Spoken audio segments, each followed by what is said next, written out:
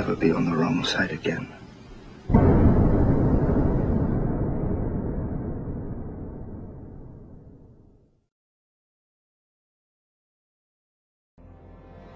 The Matrix is one of the greatest metaphors ever. Machines invented to make human life easier end up enslaving humanity. This is the most common theme in dystopian science fiction. Why is this fear so universal, so compelling? Is it because we really believe that our toaster and our notebook will end up as our mechanical overlords? Of course not. This is not a future that we fear, but a past that we are already living. Supposedly, governments were invented to make human life easier and safer. But governments always end up enslaving humanity. That which we create to, quote, serve us, ends up ruling us. The US government, by and for the people, now imprisons millions, takes half the national income by force, overregulates, punishes, tortures, slaughters foreigners, invades countries, overthrows governments, imposes 700 imperialistic bases overseas, inflates the currency, and crushes future generations with massive debts.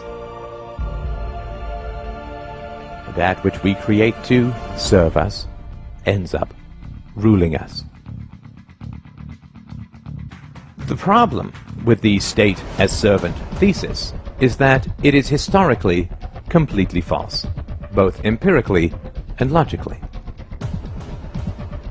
The idea that states were voluntarily invented by citizens to enhance their own security is utterly untrue.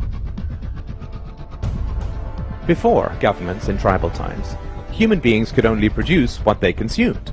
There was no excess production of food or other resources.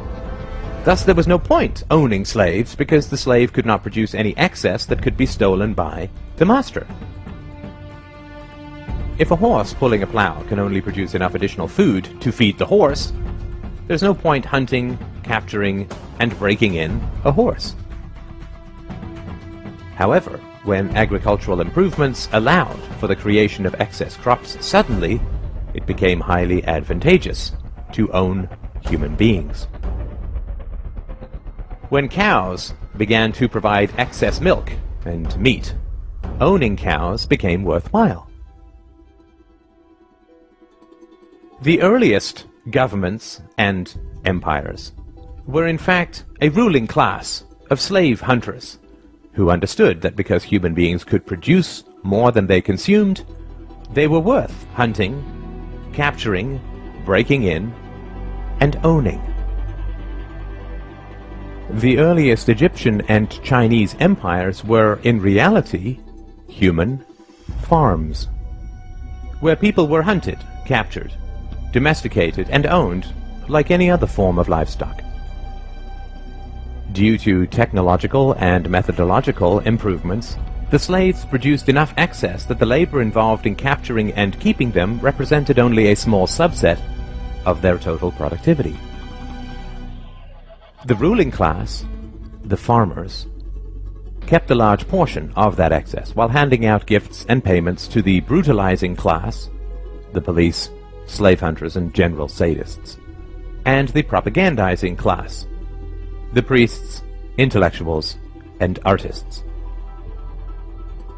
This situation continued for thousands of years, until the 16th to 17th centuries, when again, massive improvements in agricultural organization and technology created the second wave of excess productivity.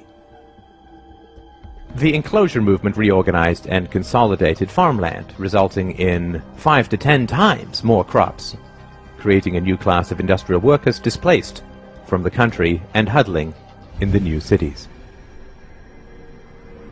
This enormous agricultural excess was the basis of the capital that drove the Industrial Revolution.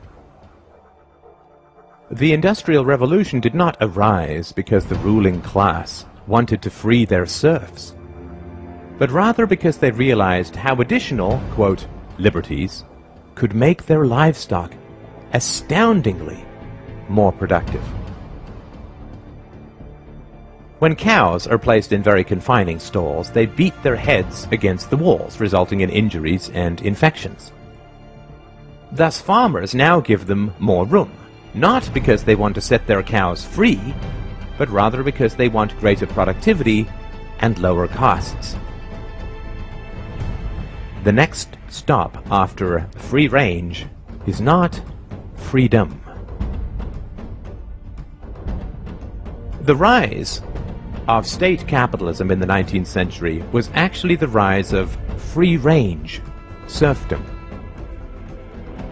Additional liberties were granted to the human livestock not with the goal of setting them free, but rather with the goal of increasing their productivity.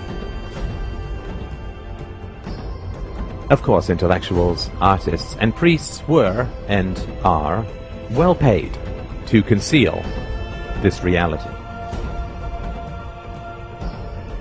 The great problem of modern human livestock ownership is the challenge of enthusiasm.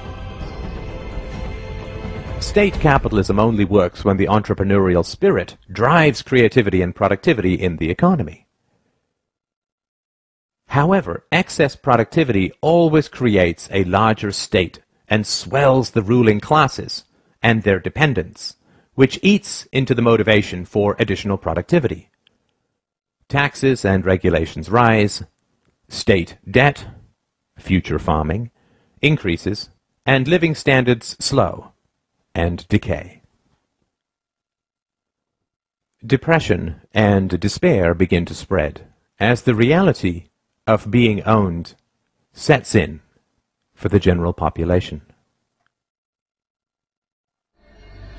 The solution to this is additional propaganda, antidepressant medications, superstition, wars, moral campaigns of every kind,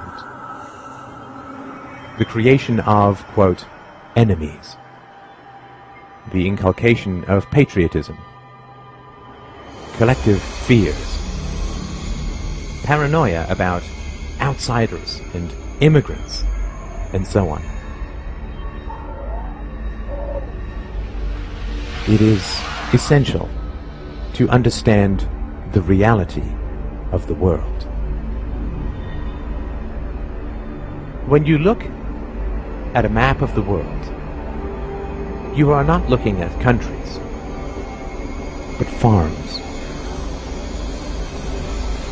You are allowed certain liberties